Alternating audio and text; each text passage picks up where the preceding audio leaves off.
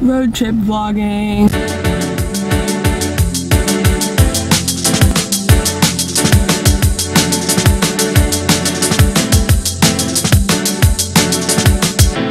So I discovered that Hyde is a very good episode to watch at 3 in the morning after a really long day of driving, because rationally if I just watched it like in the afternoon at some point on a normal Saturday, I might not have been like too scared or anything, but at 3 in the morning, yeah, that'd be my dad. We're stopping for gas and filling up gas tanks, and I told him I'm making a video, so of course he's gonna wave.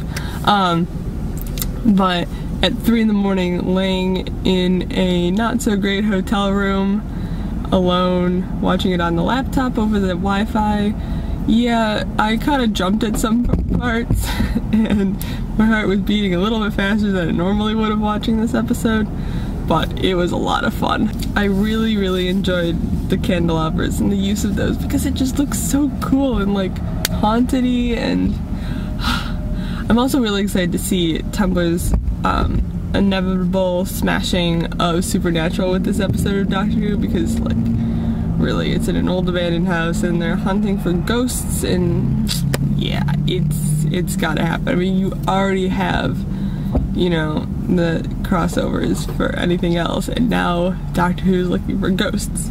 So especially watching the old guy and his big board of all the information on that ghost. Like, if there was a crossover, Sam would have been so proud of this guy. Another Rose connection, I was really happy that the Doctor used the same spacesuit that he had when he was with Rose, and it just made me so happy, but also really sad because, you know, Rose isn't there, and seriously, there's so many connections that something has to be up, and I don't know what it is. The other thing I really liked is when Clara realized that the Doctor, like, literally is like a god to us. Like, he does just kind of, like, zoom off through time, and he kind of, like, knows all of this stuff, and he can, as, like, I think the 9th Doctor said, like, he can see the turn of the world. And yet he's just kind of running around with these companions, and it does seem like there's a huge gulf of like understanding actually between them, and Clara like realizing that and becoming like kind of like awed and like terrified at the same time. I thought that was really good, and that we haven't seen that in Doctor Who in a long time, but like it really needs to be there. So I'm interested if they're gonna do anything else with that. And then the fact that the psychic girl also mentioned that he's got like a sliver of ice in his heart.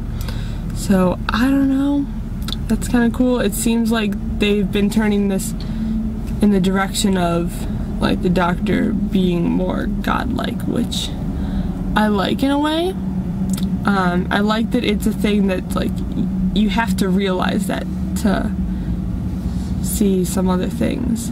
So, I don't know, I'm excited to see how that's gonna happen. I was also really happy with the ending of it, because I liked how it was like a chilly sort of ghost story, and then there was also those 2 monsters in love, and that's not something that you get normally, and I think that's one of the reasons why Doctor Who is so cool, because it does make you think about it in a different way, and you realize that, yeah, these might be these 2 monsters that seem to be like creeping up on you the entire episode, and had a really cool chilling laugh in the forest. And if the Doctor wasn't talking during that point, I would totally take that sound clip and like apply it to everything, because it's so chilling and cool and awesome.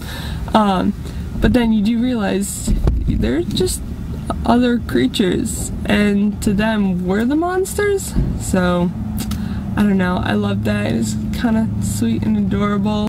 It's a good episode. I cannot wait until next week, because I really want to see the pool and the TARDIS. I hope you guys are having an awesome week. DFTBA.